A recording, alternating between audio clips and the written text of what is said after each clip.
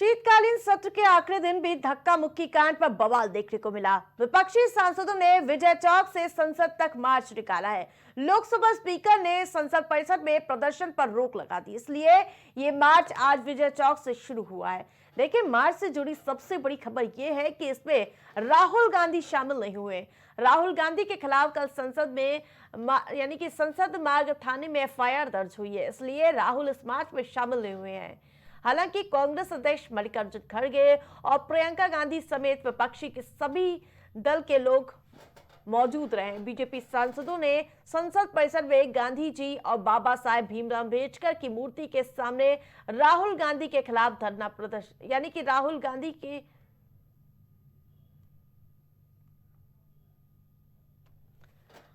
गांधी समेत कई लगातार इसको लेकर प्रदर्शन करते हुए नजर आया। जहां एक तरफ बीजेपी भी राहुल गांधी के खिलाफ मोर्चा खोलती हुई नजर आ रही है राहुल गांधी के खिलाफ, तो दूसरी ओर विपक्ष भी जमकर हंगामा बरपाता हुआ नजर आ रहा है। दोनों ही ओर से कमर कस ली गई है, चाहे डिंपल यादव हो, प्रियंका गांधी हो, हर कोई इस प्रदर्शन में शामिल हुआ। तो दूसरी ओर बीजेपी के सांसदों ने भी जमकर राहुल गांधी के खिलाफ नारेबाजी की और इसके साथ साथ लगातार हमलावर रुख अख्तियार करते हुए नजर आए।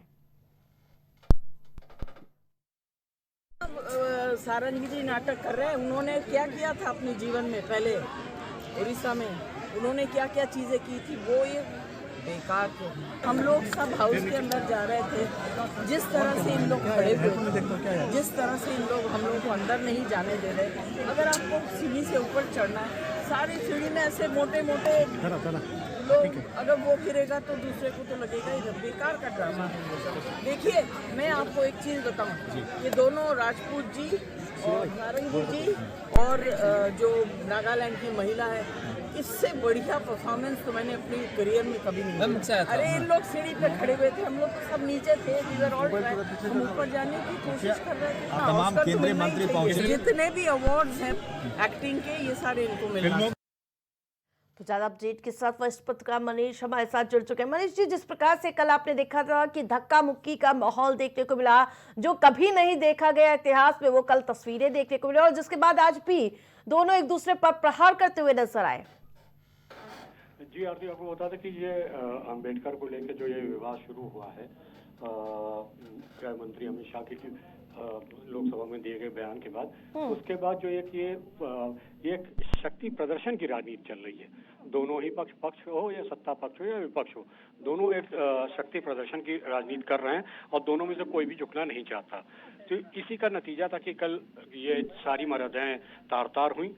धक्का मुक्की से लेकर हाथापाई तक सभी चीजें हो रही। आज कांग्रेस का पूरे प्रदेश में प्रदर्शन है इसी पे, और सपा भी उसके साथ खड़ी है।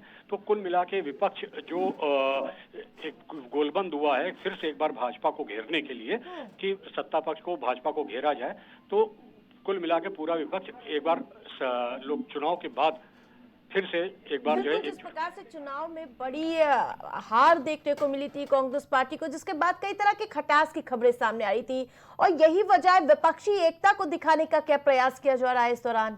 जी हाँ, कुल मिला के ये विपक्षी एकता को ये नहीं कहा जाएगा विपक्षी एकता। यहाँ ये एक चीज बहुत खास है आरती जी की, ये भाजपा के खिलाफ जहां कोई मुद्दा होता है तो वो ये विपक्षी एकता हो जाती है। लेकिन जहां चुनाव की बात आती है, जहां स्टेट की बात आती है, राज्य की बात आती है, प्रदेश की बात आती है, तो ये फिर सब जो है तितर बितर हो जाते हैं। कोई किधर चलाता, कोई अपना देखता, कोई। यहाँ विपक्षी एकता उस तरह की नहीं दिखती है कि मिल के मुकाबला करें। अभी आपने 9 सीटों पे विधानसभा उपचुनाव वो भी देखे आपने, और उसके बाद से लगातार महाराष्ट्र में चुनाव हुआ। तो ये सारे चुनाव हम देख रहे हैं, चुनाव में जाते हैं तो वहाँ विपक्षी एकता नहीं दिखती। बिल्कुल, आगामी दिनों में दिल्ली विधानसभा का चुनाव होना, वहां पहले से ऐलान कर दिया गया कि दोनों अलग अलग राहें होंगी उनकी, लेकिन इन सब के बीच राहुल गांधी पर आरोप लगना, एफआईआर हो जाना, ये कहीं ना कहीं बहुत बड़ा सवाल उठता है क्योंकि वो नेता प्रतिपक्ष है। जी हाँ, नेता प्रतिपक्ष बहुत एक तो संवैधानिक बात है, प्लस उनकी एक भूमिका बहुत गंभीर होनी चाहिए। लेकिन जिस तरह से की भूमिका में वो हैं और जिस तरह से वो एग्रेसिव होके राजनीति कर रहे हैं और एकदम क्या कहना चाहिए कि एकदम आक्रामक हो जाते हैं बातों बातों में, तो वो चीजें जो हैं कहीं ना कहीं एक लीडर ऑफ ऑपोजिशन के लिए के हिसाब से ठीक नहीं है। बिल्कुल, अब उनके खिलाफ FIR भी हो चुकी है, आगे क्या कार्रवाई होती है देखा जाएगा। बिल्कुल, बहुत बहुत धन्यवाद मनीष जी आपसे।